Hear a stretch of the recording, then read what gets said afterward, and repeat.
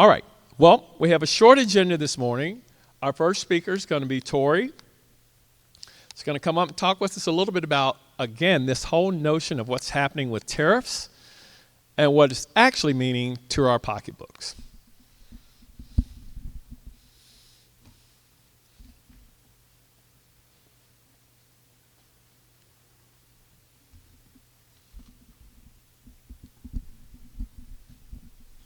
Good morning. Oh, come on, I can't, my students yell louder at 8 o'clock in the morning. Good morning. Good. What we're going to talk about today is tariffs and interest rates. And I know that's probably something that's going to be a little tension with some of you, especially if you're trying to close on a house or something. Do realize a lot of people don't understand this. He talks about a confrontation with people. I'm constantly talking to people as an economist. And they go, well, such and such in the White House will change it. I go, no. One of the factors you have to realize is economics cannot be controlled by anybody. It cannot be controlled by anybody. There's a reason, because it's like weather. So tariffs, note, are a form of tax applied on imports from other countries. Now think a minute why that would be an important factor to Trump. Is he a controlling type of person? Oh yeah. And see, he's hoping to control these countries in some shape or form. But he forgot that we rely a lot on these other countries. Went to Publix yesterday. Was going to get a bag of sweet grapes. They had none. I asked them when they were going to be coming in. The comment was, we don't know. There's no shipment came in with grapes. That's just a small factor that's showing you what's going to be happening. Now, economists say the costs are largely passed on to consumers. Prices go up due to tariffs going up in the spring of 2026. This is when we're going to be feeling it.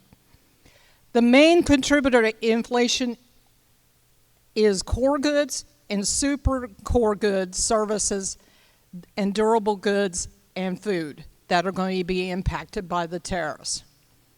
And if you notice in news recently, who is India making the deal with for fuel? Russia. There's a reason for that. They're getting it at cost. And so a lot of the fuel is produced in the United States. And of course, there's a tariff. Countries have used this to protect domestic industries such as agriculture and renewable energy, but they usually find out it does not work, a tariff. Now, we know the second term that Trump came in, that was one of the first things he did. Tariffs cause a restriction of supply goods, nation, industrial mix, and it causes unemployment. Unemployment rate is running between 8.1% to 7-8%. That's not what you hear on TV, because people drop off the unemployment rate when they stop trying to draw unemployment. So that's the true factor. Now, the other problem is interest rates. Has anybody bought a house or a car or something recently? I did a car. I got mine at 4%. I was lucky. You paid cash. That's always good.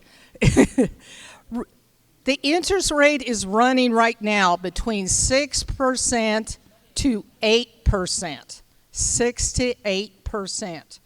I even had a friend that's in real estate in Columbia called. She said she had a client, went in, perfect credit and everything, 9%. What does that do to the payments of the house? They're terrible. As well as rent has risen the same way. 40% of the person's income in the Southeast is at the average or below. It's about 45% nationally, meaning they're make about $40,000 or less a year. Can they afford that much interest? No. And so cars, house sales, other things they get on payments become not being bought. Again, that hits unemployment. Also, the fact that house values are going down because of the unstable market And 45% of people in South Carolina are renting. Some of it's from too much construction in new houses. How many have been driving around Greenwood and seeing all these little houses popping up? Are they full yet? No. They're going to sit there. They're praying and hoping everything out at the golf course brings in people that buys them. As changes in inflation, employment, and market competition receive scrutiny, impacts on mortgages will remain a great interest in the policymakers and banking industry at the federal and state level. Now, that's one thing right now.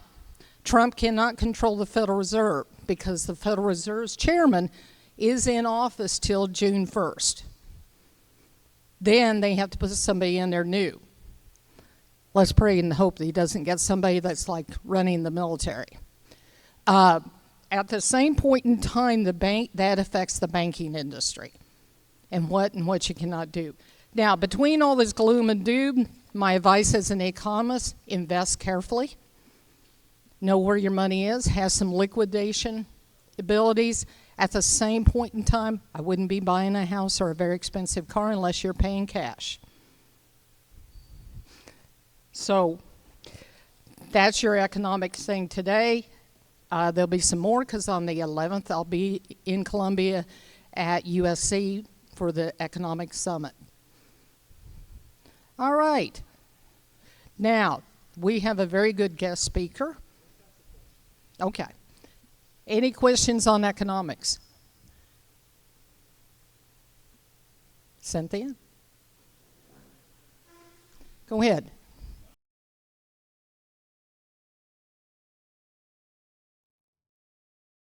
Wanted to play devil's advocate to a certain extent and just ask, can tariffs bring back industry to the United States, or is that a fallacy? That's a fallacy. Because one of the things to get that industry back here is the wages have to go down. Are we going to go down in wages? No.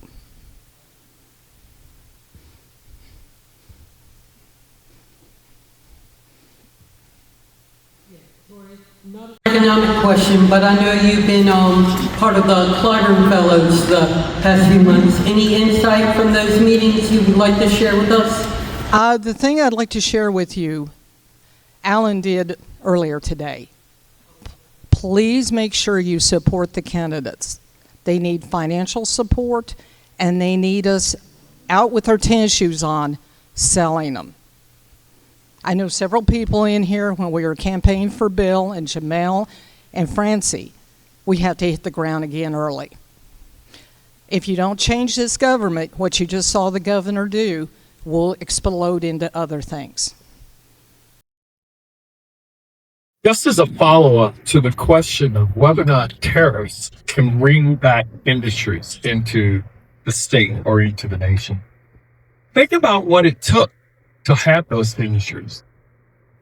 Even if you didn't have the employment costs or the labor costs, you still have to build the facilities. Mm-hmm. And you don't get to build the facilities overnight. And lo and behold, in the midst of building the facility and staffing the facility, you might have some Karen in your community that thinks, oh, I'm going to call ICE and report everybody over there because I think they're there illegally. I don't have any idea about what's going on, but that's what I'm going to do. So what just happened in Georgia? One woman trying to score some political points to sustain her campaign just shut down how many thousands of jobs over there? 300,000 or 33,000. That plant isn't going to open. The Koreans have said, you treated us poorly, we're out. We're done. There's places all over the world we can go and build this facility and manufacture our goods.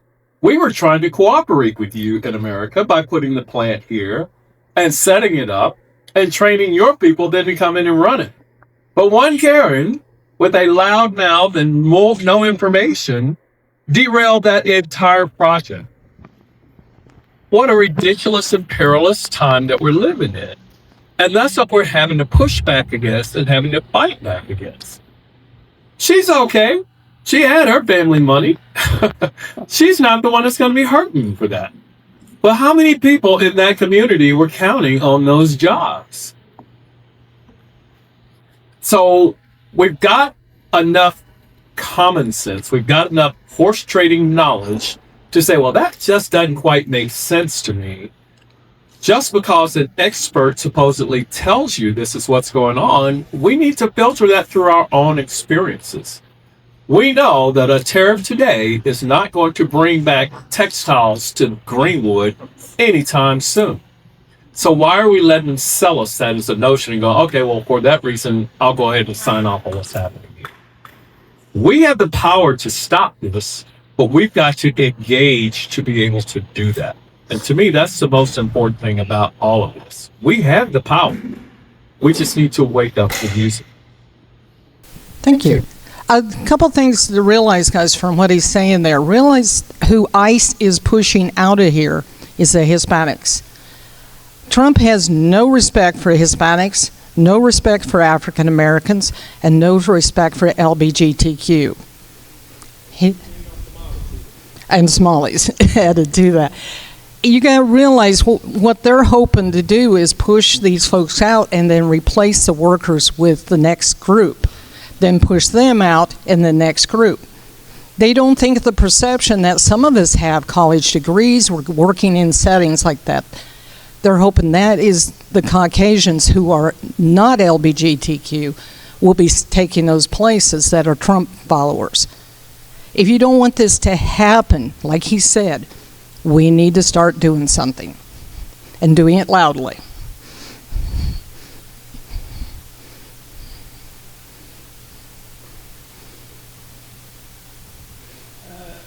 Understand that tariffs might not have a good impact in the short term, but what about in the long term? So walk us through that. What would you hope to see in the long term? Okay, we're talking about businesses coming back to America, right? Okay. Okay, if you apply this as a long-term goal, now you build the infrastructure and you build what's necessary to support it. Okay, so let's pause right there and walk through that. So, Guys, what you're talking about is the core of where I teach at Piedmont Tech. We're trying to train people to realize that, not just economics, that you take a job when you need to support your family. You don't sit there and needle. I can give you an example. I had 5 guys in 2009 grumping in class because of the fact they lost their jobs. And so Ms. Miller challenged them because that weekend I was going up to North Carolina to pick apples to get a free bottle of wine and I was going to get paid, probably, and fed. They wouldn't do it. I said, make a bet. 50-year-old lady is going to be up on a ladder. Are you that weak? They showed up. By the time we finished the day, they were panting. We had our lunch and everything. But they learned something because I saw it when we got back to the campus. They were hitting the ground looking for jobs like that. One of them got a job washing dishes at one of the restaurants here. He made enough to be able to take care of his family and go to school. That's a hard thing to change. Everybody that's taught at that college will tell you that. But to change that, it's going to be time is going to be a factor. Time is going to be a big factor. Now, as for the jobs like the Hispanics are taking, a lot of them, they wanted work, and sometimes if you go drive around here in the construction, they're having problems finding people to work now, including Piedmont, Texas, halted down. That's going to be taking time and getting people to come out there and find out they can do that type of job. I'd say everybody in this office has worked every type of job to get through college and also pay for the rent and pay for things because our parents taught us. I know this man over here is that way. I was raised that way by my dad, but he was a World War II vet. And so that's the hard thing, is getting things changed to get them to go to work. Everything you said, we're not disagreeing with. It is not about a victim mentality. It is not about the government swooping in to rescue everybody. I agree with you on that. But the premise behind what you're saying is that there's going to be a fair system that says if I'm willing to work hard, I'm going to be able to prosper and get ahead. And that's what's been radically tilted right now. When the fact that you can't go about your peaceful business and earn your living, you can't go about your peaceful business and take your kids to school without the fear of some masked group of people rolling up and interrupting your life, disappearing you, and you have no way of contacting the folk that are looking for you. You all of a sudden have no idea of who's taking care of your kids that are abandoned while you're going through the process. That's the part that's wrong. And that's the part that all of us need to fight back against. That's my point with that. Tariffs are a two-way street, so while I appreciate the sentiment that, hey, if you increase the cost for other companies to do business with us, that may encourage growth domestically. But it also works in the opposite direction. We're not just importers, we are also exporters. So when we have farmers that work in Iowa and Illinois, and I'll take specifically soybeans, right? We don't consume soybeans in this country, but you know who does? China. And when Trump went and started to impose across the board irrational tariffs on all countries, China said, fine, we'll stop buying soybeans from you, America, and we'll purchase from South America and other countries. That devastated Americans now. That's not a short term, that's a long-term hit to the ability, because if you don't, I visited Arkansas this past summer, and they said that they are down to around 10-15% of their farming output this year than they were the previous 2 years. They have granaries that are full that they can't sell, and they were concerned next year about their crops because they'd have nowhere to put it because they can't sell this year's crops. So we do damage with this if we're not working with other nations and we start to unilaterally impose tariffs without negotiations, without long-term deals. It's just doing harm to our country. So we have to be careful to say, yeah, we're going to bring it all home. That is not the world we live in. We are living in a very interconnected supply chain, and a disruption in one place could cause devastations like we can't believe. So it can't be done recklessly. I do believe that you have to impose for fair play. You can't have other nations take advantage of you, but it has to be done by intelligent, thoughtful, educated administration, and that's not what we have. We have a reckless administration, and it's just going to cause more damage. And what he's talking about, guys, hit me at home. In October, I went home for my high school reunion. And, of course, went and checked on the family that has farms and ranches. Not just the soybeans and the wheat and such, they're having problems with the cattle. And for those guys, I saw the soybeans sitting on the ground with a tarp over them. Eventually, through a wet winter, which they're having, that stuff starts to rot. You can just feed so much soybeans to the animals. So it's a two-way street. We need globalization, but we also need domestic. And like I said, econ's hard to catch. And this is something you need to have somebody that's knowledgeable, that wants the people to have success in this country, but at the same point know that we do have some freedoms. And that's important. Now, my family came to this shore in 1772. Across the room, we could probably find different dates. This country is a melting pot. That means we have people that come in and say, I've had enough of this country I'm in, I want to be here. Let's get them to work and work together as a team.